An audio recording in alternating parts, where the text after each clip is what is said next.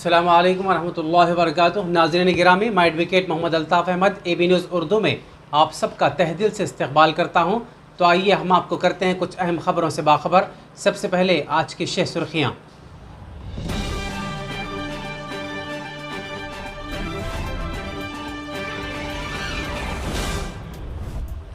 College education commissioner Naveen Mittal का करीमनगर में खिताब।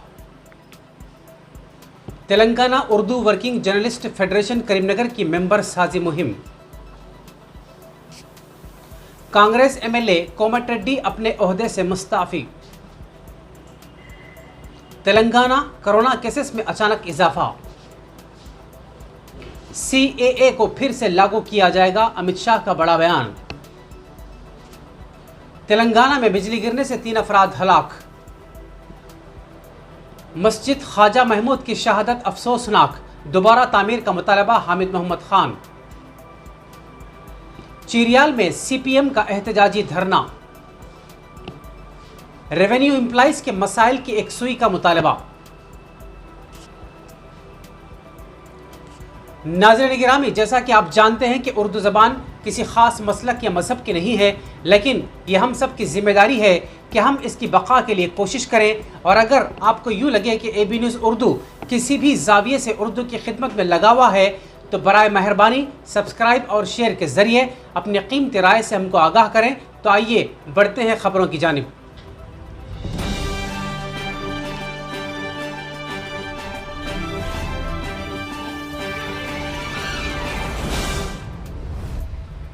Telangana Urdu working journalist federation के रियासती सदर MA माजिद की हिदायत पर बरोज़ मंगल ज़िला करीमनगर के उर्दू सहाफ़ियों का एक अहम इजलास नेशनल पैलेस हुसैनीपुरा करीमनगर पर मुनक़िद हुआ।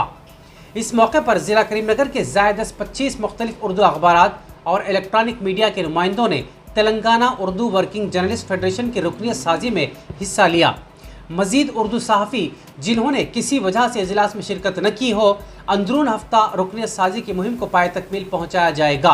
इस मौके पर सीनियर सहाफ़ी MA असद नुमाइंदा सियासत, मोहम्मद निसार अहमद ब्यूरो चीफ रोज़नामा राष्ट्रीय सहारा, मोहम्मद सिराज मसूद स्टाफ रिपोर्टर रोज़नामा मुनसिफ, शाकिर समद रिपोर्टर रोज़नामा रहनुमाई दक्कन, नुमाइंदा 4TV अफजल पाशा, मोहम्मद मोहसिन नुमाइंदा सियासत, मोहम्मद मुजाहिद नुमाइंदा सियासत हुज़राबाद के अलावा करीमनगर के मुख्तलिफ दीगर उर्दू अखबारात के सहाफ़ियों ने नेशनल पैलेस करीमनगर में मुनक़िदा इजलास में शिरकत करते हुए TUWJF के मेंबरशिप मुहिम को कामयाब बनाया।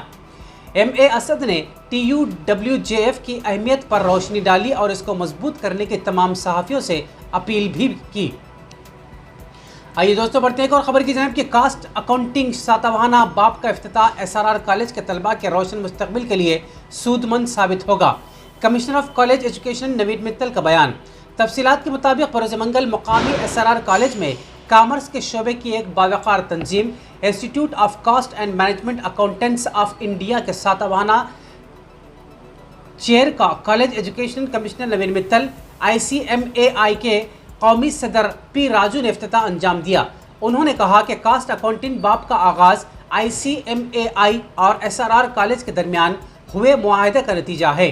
इस इफ्तिताही तकरीब में Naveen Mittal commissioner of college education ने बहैसियत मेहमान खुसूसी शिरकत की। इस मौके पर कमिश्नर मौसूफ ने खिताब करते हुए कहा कि कास्ट अकाउंटिंग सातवाना बाब के इफ्तिताह से SRR के कॉलेज तलबा के रोशन मुस्तकबिल के लिए राहें हमवार होंगी। तलबा कॉलेज की तालीम के अलावा एक कौमी तंजीम के साथ पेशा वाराना अकाउंटेंट की मुफाहमत से इस्तेफादा कर सकते हैं। सातवाना बाब के ज़रिए देही तलबा को सॉफ्टवेयर पर मबनी तिजारती शोबे में मुलाजिमतों के हुसूल याबी के लिए तरबियत फराहम की जाएगी। उन्होंने कॉलेज में BCom CA कोर्सेस इस बाब को मुंसलिक करते हुए तलबा को मज़ीद मौक़े की फराहमी की तजवीज़ पेश की।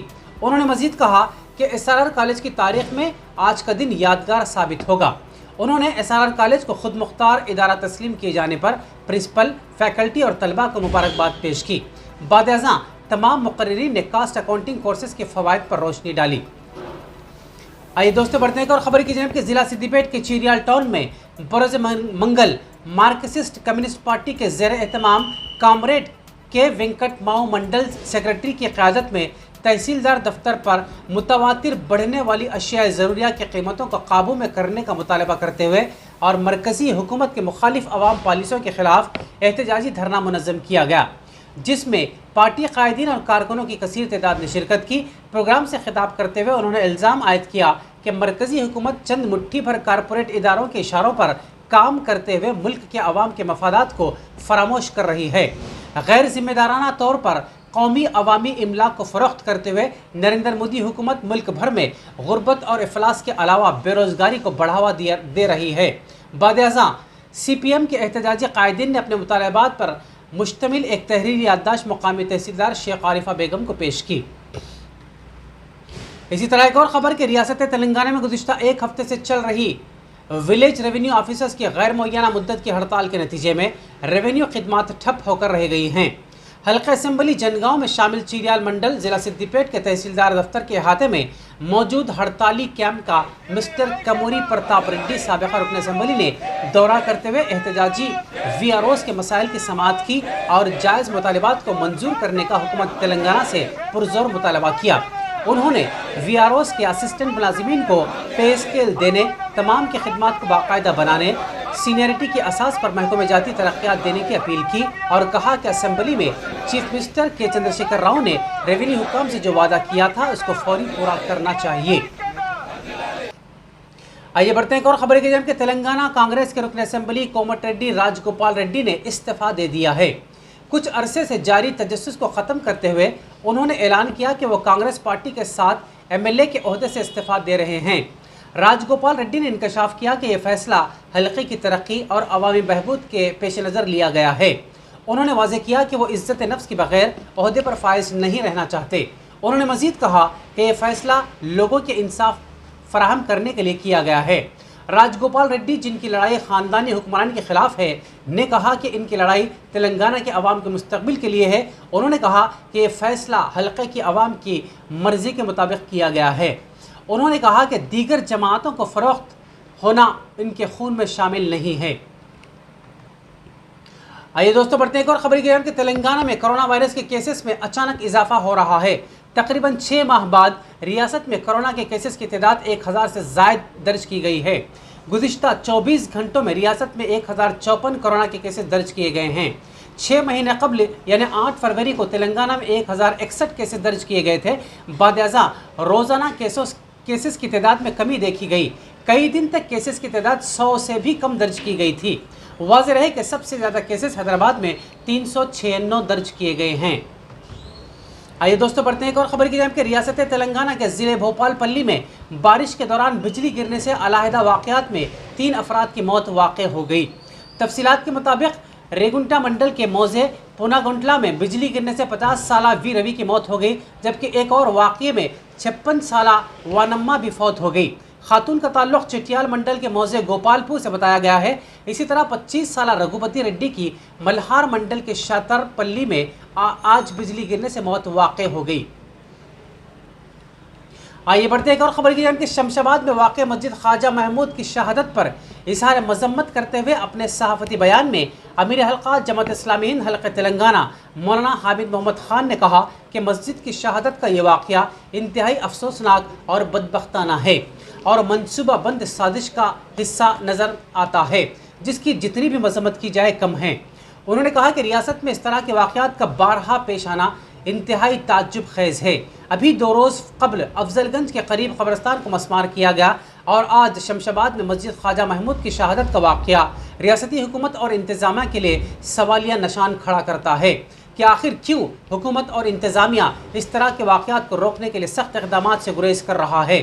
मौलाना ने कहा कि जिस तरह मस्जिद ख्वाजा महमूद को शहीद किया गया, जबकि यहाँ गुज़िश्ता कई सालों से नमाज़ों की अदायगी जारी थी, सरासर जुल्म है, ज़्यादती और नाइंसाफ़ी है।